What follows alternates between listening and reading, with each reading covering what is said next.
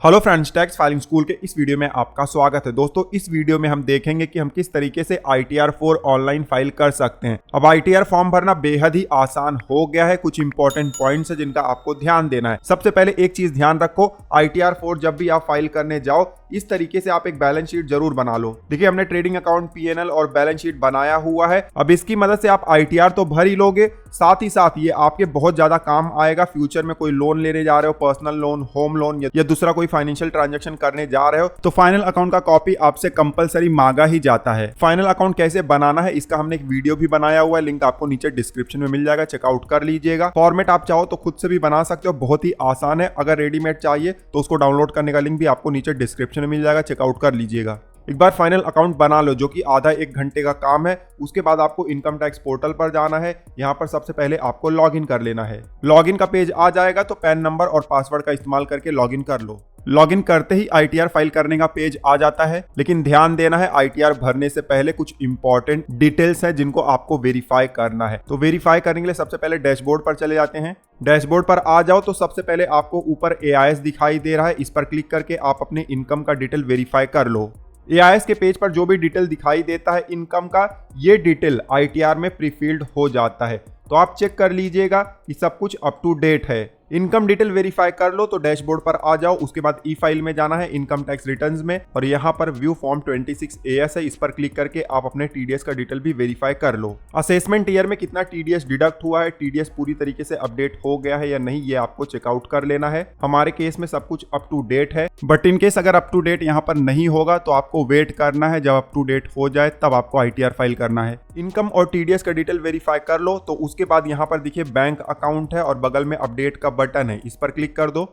My bank account के page पर आ जाओगे। यहाँ पर आपको देख लेना है कि आपका बैंक अकाउंट लिंक है और वैलिडेटेड भी होना चाहिए। एटलीस्ट एक बैंक अकाउंट लिंक और वैलिडेटेड होना चाहिए, ठीक है। लिंक और वैलिडेटेड नहीं होगा तो ITR फाइलिंग में दिक्कत होगा और रिफंड भी नहीं आएगा। बैंक डिटेल चेक कर लो तो ऊपर देखिए आपको यहाँ पर मोबाइल नंबर, ईमेल ID दिखाई दे जाता है। चेक कर लो कि ये active mobile number, email ID है और आपका ही है। अगर यहाँ पर रॉन्ग है या आपका नहीं है तो नीचे कॉन्टेक्ट डिटेल है, इसके सामने अपडेट का बटन है, इस पर क्लिक करके अपडेट कर लो। बहुत ही इंपॉर्टेंट है आपका मोबाइल नंबर, ईमेल ID। अब इनकम डिटेल, TDS का, बैंक डिटेल, कॉन्टेक्ट डिटेल सब कुछ हमने चेक कर लिया, वेरीफाई कर लिया। सब कुछ हमारे केस में मान लेते हैं कि सही है।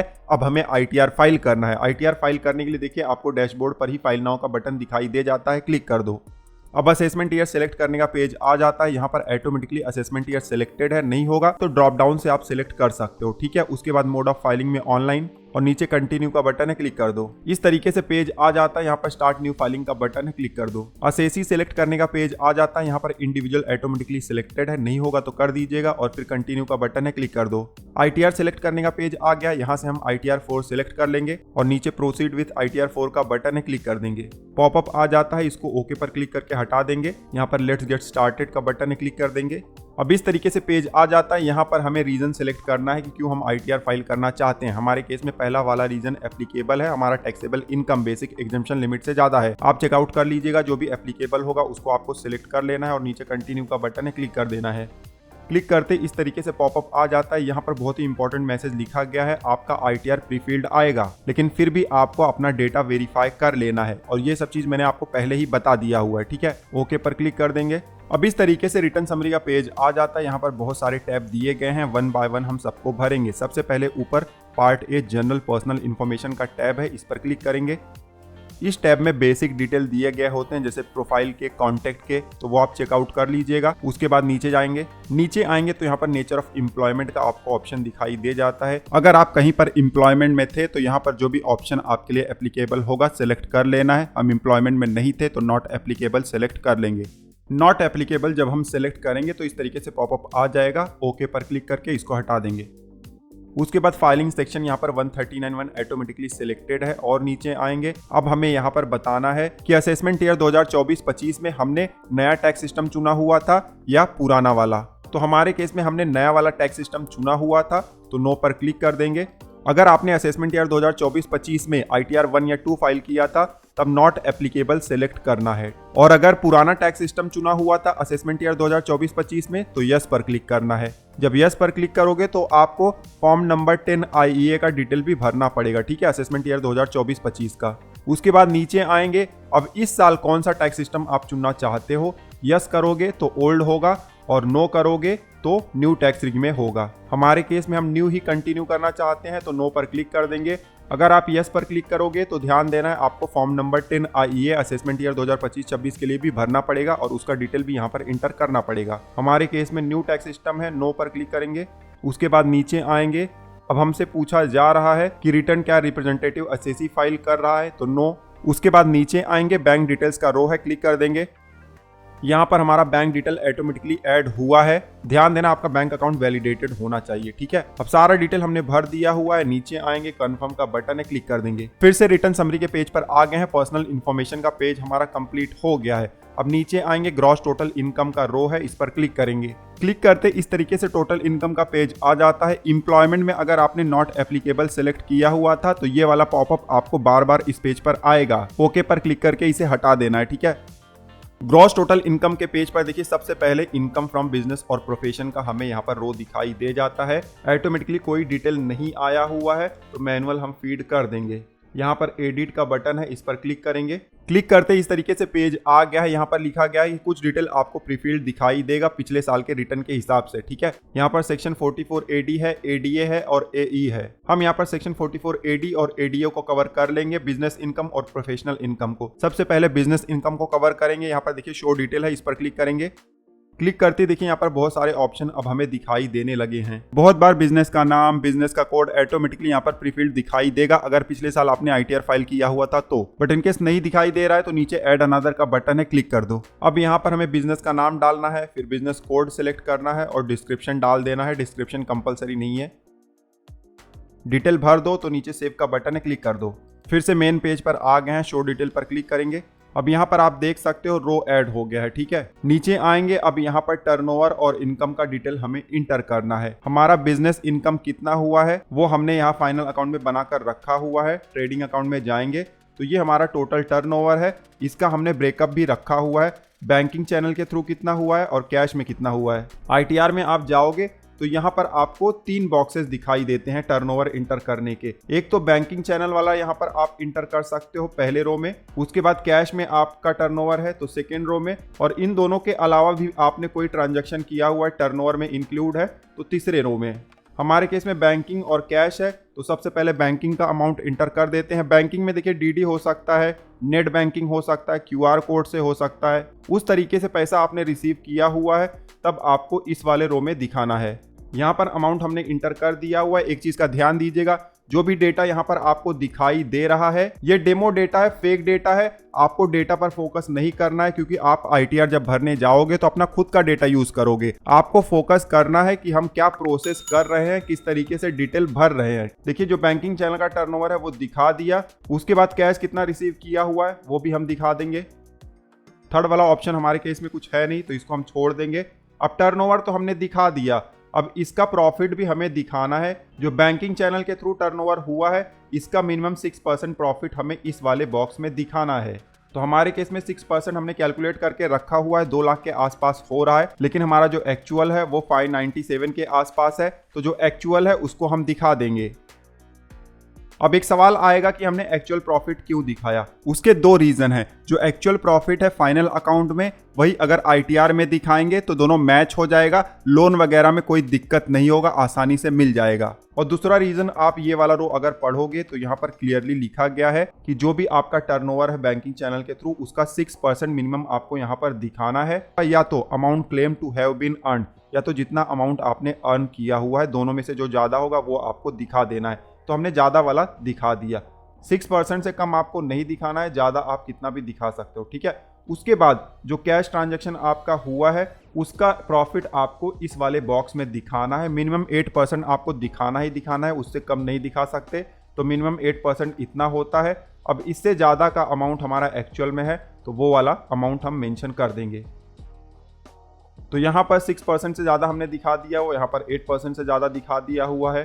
टोटल प्रॉफिट यहाँ पर हमें दिखाई दे रहा है जो कि मैच भी हो रहा है, ठीक है। ये हमारे फाइनल अकाउंट से मैच हो जाएगा। पीएनएल में देखिए इतना ही प्रॉफिट हमें आया है, ठीक है। तो सेक्शन 44 एडी हमने यहाँ पर भर दिया हुआ है। डिटेल जब आप भर दो तो नीचे जाओगे तो यहाँ पर सेव का बटन है, इस पर क्लिक कर दो। अभी हम सेव के बटन पर नहीं क्लिक कर रहे हैं, अभी मैं आपको सेक्शन 44 ADA का भी दिखा देता हूँ किस तरीके से भरना होता है। ठीक है, शो डिटेल का बटन यहाँ पर आपको दिखाई दे जाता है, क्लिक कर दो। अब नीचे देखिए आपको बॉक्सेस आ गए हैं डिटेल भरने का। यहाँ पर भी ऐड अनदर का बटन है, इस पर क्लिक करके आप अपने बिजनेस का डिटेल दे दो, बिजनेस का नाम दे दो, बिजनेस कोड दे दो और डिस्क्रिप्शन आप डाल सकते हो। अब बिजनेस का डिटेल जब आप इंटर कर दो तो यहाँ पर सेव का बटन है, क्लिक कर दो।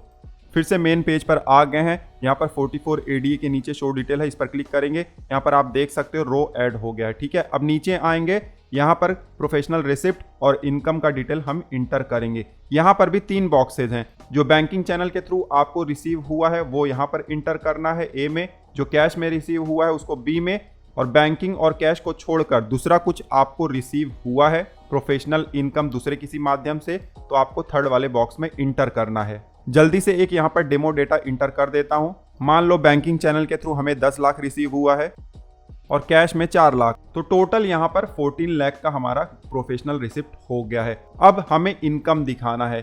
जैसे AD में देखिए आपको बैंकिंग चैनल का अलग प्रॉफिट दिखाना होता था, कैश का अलग, लेकिन 44 ADA में ऐसा नहीं है। ग्रॉस रिसिप्ट का बाइफरकेशन है, बट जो टोटल अमाउंट होता है ग्रॉस रिसिप्ट का, उसका 50% मिनिमम आपको प्रॉफिट दिखाना ही पड़ता है।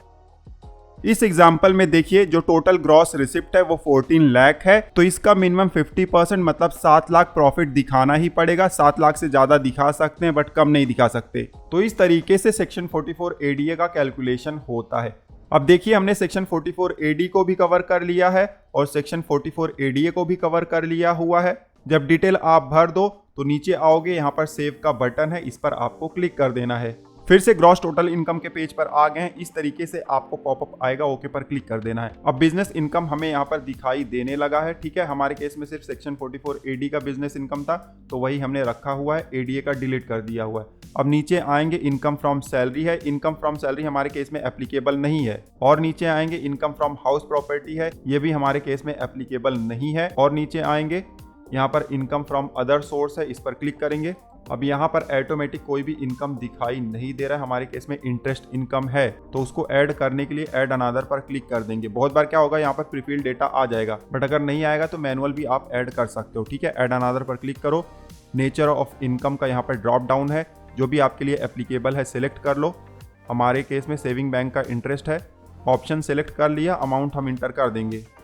डिटेल इंटर कर दो तो नीचे सेव का बटन है, क्लिक कर दो। फिर से मेन पेज पर आ गए हैं और ये पॉपअप फिर से दिखाई दे रहा है, ओके पर क्लिक करके इसको हटा देंगे। इनकम फ्रॉम अदर सोर्स भी हमारा कंप्लीट हो गया है। अब ग्रॉस टोटल इनकम वाले पेज पर इनकम का सारा डिटेल हमने इंटर कर दिया हुआ है। नीचे आएंगे, यहाँ पर कंफर्म का बटन है, क्लिक कर देंगे। फिर से रिटर्न समरी के पेज पर आ गए हैं, ग्रॉस टोटल इनकम हमारा कंप्लीट हो गया है। अब नीचे आएंगे, डिस्क्लोजर एग्जेम्प्ट इनकम का रो हमें दिखाई देता है। अब ये जो नाम है थोड़ा सा कंफ्यूजिंग है और ये मैंडेटरी है।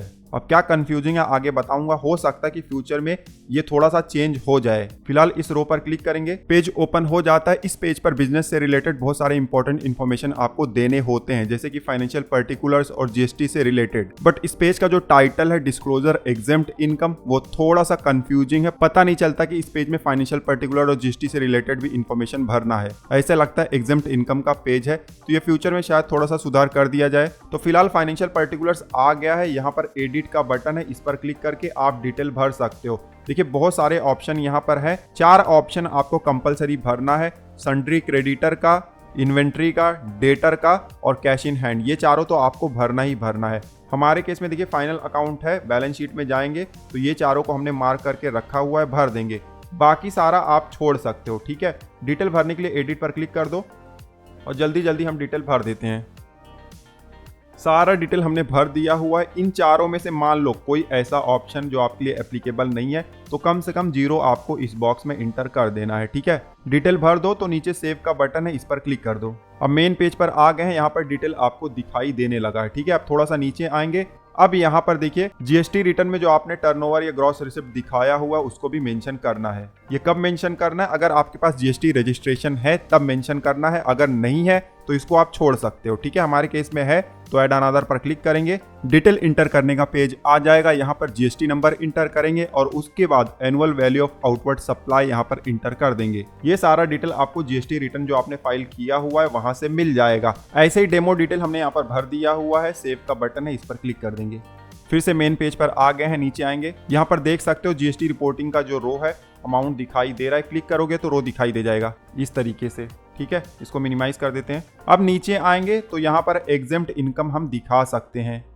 एग्जेम्प्ट इनकम अगर होगा तो उसको दिखाने के लिए नीचे ऐड अनादर का बटन है, क्लिक कर दो। नेचर ऑफ इनकम का ड्रॉप डाउन आ जाएगा, जो भी आपके लिए एप्लीकेबल होगा सिलेक्ट कर लो और अमाउंट इंटर कर दो। ठीक है, हमारे केस में एप्लीकेबल नहीं है तो इसको हम छोड़ देंगे। अब फाइनेंशियल पर्टिकुलर्स का सारा डिटेल हमने भर दिया हुआ है, जीएसटी का डिटेल भी भर दिया हुआ है, एग्जेम्प्ट इनकम का भी डिटेल भर दिया हुआ है। अब नीचे कंफर्म का बटन है, क्लिक कर देंगे। रिटर्न समरी के पेज पर आ गए हैं, डिस्क्लोजर वाला रो यहाँ पर कंप्लीट हो गया है। अब नीचे आएंगे, एक नया फीचर ऐड हुआ है ITR 1 और ITR 4 में। अगर आपको लॉन्ग टर्म कैपिटल गेन है सेक्शन 112A का तो उसको ITR 1 में दिखा सकते हो, कुछ कंडीशन है। पहले इस रो पर क्लिक करेंगे, इस तरीके से आपको डिटेल इंटर करने का पेज आ जाता है। सबसे ऊपर आपको टोटल सेल कंसिडरेशन इंटर करना है, आपने कितने अमाउंट में शेयर सेल किया हुआ है या म्यूचुअल फंड रिडीम किया हुआ है। हम ऐसे ही एक डेमो अमाउंट इंटर कर देते हैं। उसके बाद आपने जो शेयर सेल किया हुआ था उसको खरीदा कितने में था, तो दोनों डिटेल जब आप भर दोगे तो नीचे लॉन्ग टर्म कैपिटल गेन आ जाएगा। अगर लॉन्ग टर्म कैपिटल गेन 1,25,000 या उससे कम है तब तो ITR 4 में आप दिखा सकते हो, लेकिन अगर लॉन्ग टर्म कैपिटल गेन का अमाउंट 1,25,000 से ज़्यादा है तब ITR 4 में आपको नहीं दिखाना है, ITR 2 या ITR 3 में भरना है। उसके अलावा मान लो कि आपने डिटेल इंटर किया, लॉस आ रहा है तो भी ITR 4 में आपको नहीं दिखाना है। हमारे केस में कैपिटल गेन नहीं है तो इन बॉक्सेज में 0 डालकर हम नीचे कंफर्म के बटन पर क्लिक कर देंगे। फिर से रिटर्न समरी के पेज पर आ गए हैं, लॉन्ग टर्म कैपिटल गेन का रो भी कंप्लीट हो गया है। नीचे आएंगे, टोटल डिडक्शन का हमें यहाँ पर रो दिखाई दे रहा है। हमने नया टैक्स सिस्टम चुना हुआ है तो टोटल डिडक्शन में ज़्यादा ऑप्शंस अवेलेबल नहीं है। इनफैक्ट हमारे केस में कुछ भी एप्लीकेबल नहीं है, आपके केस में होगा तो आप भर दीजिएगा। भरने के बाद नीचे कंफर्म का बटन है, क्लिक कर देना है। फिर से रिटर्न समरी के पेज पर आ गए हैं, टोटल डिडक्शन भी हमारा कंप्लीट हो गया है। नीचे आएंगे, यहाँ पर टैक्स पेड का रो है, इस पर क्लिक करेंगे। इस तरीके से पेज आ जाता है। सैलरी पर कोई TDS डिडक्ट हुआ है तो पहले वाले रो में आपको दिखाई दे जाएगा। हमारे केस में सैलरी नहीं है तो कुछ नहीं दिख रहा है। उसके अलावा बिजनेस इनकम है या इंटरेस्ट इनकम है, डिविडेंड है, उस पर अगर TDS डिडक्ट हुआ है तो सेकंड वाले रो में आपको दिखाई दे जाएगा। इस पर जब क्लिक करोगे तो इस तरीके से रो हमें दिखाई दे जाता है। यहाँ पर आपको चेक कर लेना है कि सारा डिटेल बिल्कुल सही तरीके से इंटर हुआ है। ठीक है, TDS अगर आपका डिडक्ट हुआ है तो 26AS से उसको जरूर मैच कर लेना है। ये मैंने आपको स्टार्टिंग में भी बताया था, बहुत ही ज़्यादा इंपॉर्टेंट है। ठीक है, कुछ भी अगर रॉन्ग होगा तो यहाँ पर चेक बॉक्स है, सेलेक्ट करो और ऊपर एडिट का बटन है, क्लिक करके उसको सही कर दो। सही करने के बाद यहाँ पर सेव का बटन है, इस पर क्लिक कर देना है। अब नीचे आओगे, कोई इनकम टैक्स आपने पे किया हुआ है, advance tax, self assessment tax, तो उसका डिटेल आपको यहाँ पर दिखाई देगा। और नहीं दिखाई दे रहा है तो मैनुअल भी आप ऐड कर सकते हो। ध्यान देना 26AS से इसको भी वेरीफाई कर लेना है या AIS से भी वेरीफाई कर सकते हो। सारा डिटेल जब आप भर दोगे तो टोटल टैक्स पेड का अमाउंट यहाँ पर दिखाई दे जाएगा। उसके नीचे कंफर्म का बटन है, क्लिक कर दो। फिर से रिटर्न समरी के पेज पर आएंगे, टैक्स पेड वाला रो भी यहाँ पर कंप्लीट हो गया है। अब नीचे टोटल टैक्स लायबिलिटी का रो है, इस पर क्लिक करेंगे।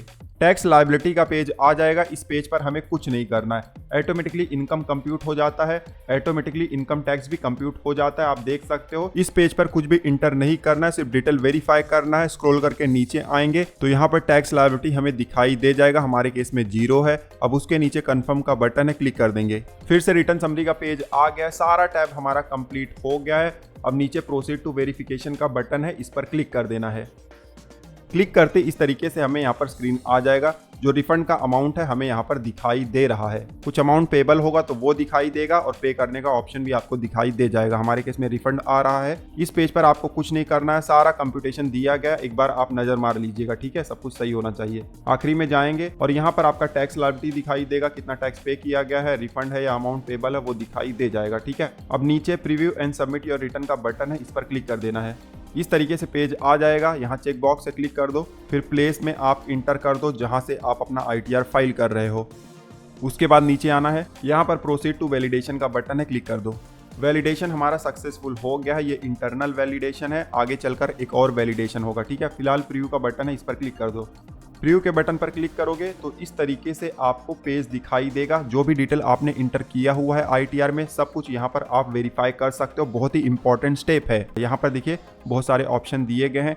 जो भी हेड का डिटेल चेक करना है, क्लिक करके आप चेकआउट कर लीजिएगा। ठीक है, हमारे केस में सब कुछ बिल्कुल सही है।